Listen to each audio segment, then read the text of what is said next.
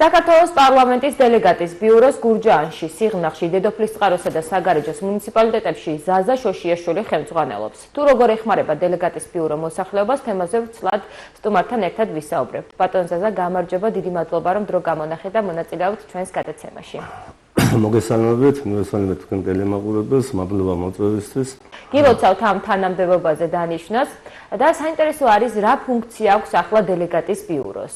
დელეგატის ბიურო, როგორც ცნობილი, ისევ ჩვეულებრივ რეჟიმში აგრძელებს მუშაობას. დელეგატის ნომერ 1 ბიურო ფუნქციონირებს საგარეჯო 4 მუნიციპალიტეტში, საგარეჯო, გურჯაანი, დედოფლისწყარო, სიღნაღში. 4 მუნიციპალიტეტი ყავს წარმომადგენლები, თანამშრომლები. ძირითადი ფუნქცია ჩვენთან მოქალაქეები უგმართავენ განცხადებებით, წერილობით, განცხადებით, სიტყვიერად თავიანთ არსებულ პრობლემებზე. პრობლემები ძირითადად გამოიხატება სოციალური და ინფრასტრუქტურული პროექტების, ინფრასტრუქტურის კუთხით. იქ პრობლემები, რაც დღესდღეობით არსებობს 4 მუნიციპალიტეტში. ბიურო განიხილავს აღნიშნულ მოქალაქეების მომართვებს ადგილზე და შესაბამისად თანამშრომლობთ ადგილობრივ თვითმმართველობის ორგანოებთან და შესაბამის სამსახურებთან ერთად მაქსიმალურად შეზღუდულ ვადებში ვიხილავთ და მაქსიმალურად ვცდილობთ გადავწყვეტოთ ყველა ეს პრობლემა, რაც მოქალაქეები მოგონთავენ რა საკითხებთან დაკავშირებით. აი თქვენ რა ბერკეტები გაქვთ იმისათვის, რომ დაეხმაროთ მოსახლეობას, თუ შუამავლის როლს ასრულებთ ადგილობრივ ხელისუფლებასთან? შუამავლობის როლთან ერთად ჩართულები ვართ მუნიციპალიტეტის ყველა იმ მიმდინარე პროექტებთან დაკავშირებით და მოსახლეობის პრობლემებს მუნიციპალიტეტის შესაბამის ორგანოებთან განვიხილავთ და ვიზებთ გზებს, როგორ აღმოფხვრათ და როგორ დავეხმაროთ მოსახლეობას თითოეული მომართვის საფუძველზე.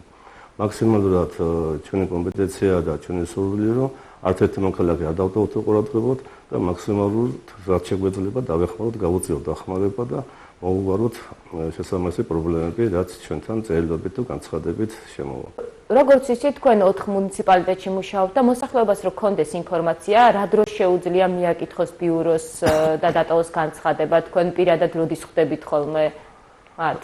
ჩვენი თანამშრომლები 4 მუნიციპალიტეტში ყოველდღიურ რეჟიმში მუშაობენ და ნებისმიერ დროს პარასკევით ჩათვლით შეუძლიათ მიმართონ ბიუროს თანამშრომელს, წარუდგინონ თავისი წინააღმდეგები, მოთხოვნები, პრობლემები და ეს პრობლემები ყოველთვის 4 მუნიციპალიტეტიდან მოდის ინფორმაცია თანამშრომლებიდან, ჩვენი წარმომადგენლებიდან და ადგილობრივ თვითმმართველ ორგანოებთან აქტიურად ჩართულები აღნიშნული წინააღმდეგების პრობლემების მოგვარების კუთხით. ასევე ვისარგებლებ შემთხვევით, თქვენ ბრძანდებით ველისციხის დეპუტატი და კითხავთ, რა პრობლემები გადაიჭრა სოფელში და რა გამოწვევები რჩება კვლავ. მაქსიმალურად ვცდილობთ ყველა მომართვაზე სოფელ ველისხიდან წამოსული ძირითადად ეს გაჭირვებული დაფინანსება ავანტყოფების სოციალური პროგრამების მაქსიმალურად დავეხმაროთ. ველისხში მიმდინარეობს საუკუნის პრობლემა, მოდესაც დავარქმევდი 24,000 წყლის მშენებლობა, რომელიც მიმდინარე წლის აპრილში უნდა დასრულდეს და ერთხელ სამუდამოდ სოფელში აღმოიფხვრება ეს პრობლემა, რომელიც სოფელ ველისხეს კი არა, ალბათ უღელეს მოსახლეობას მუნიციპალიტეტსა ქონდა და აქვს დღეს თუმარობით ეს წყლის პრობლემა. თელ სოფელს ექნება 24 საათიანი წყალმომარაგება. 24 საათიანი წყალი ექნება თელ სოფელს, კი. როგორც ჩვენთვის ცნობილია, ალბათ მიმდინარე წელს ზაფხულის პერიოდში უნდა დასრულდეს ეს წყლის მშენებლობა და 24 საათიანი წყალი იქნება ჩართული, როგორც ეს ერთიანი პროგრამა არის ველისციხე, მოკუზაანი, ახაშენი, ზეგაანი. ასევე ვრცელდება ინფორმაცია, რომ თითქოს ველისციხის რეაბილიტაცია ისეთივე ტემპით აღარ მიმდინარეობს, როგორც აქამდე და არის რაიმე პრობლემა, შეჩერდა თუ ჩვეულებრივ გაგრძელდება კვლავ? ველისციხის რეაბილიტაცია ჩვეულებრივ რეჟიმში მუშაობს, მიმდინარეობს მშენებლობა.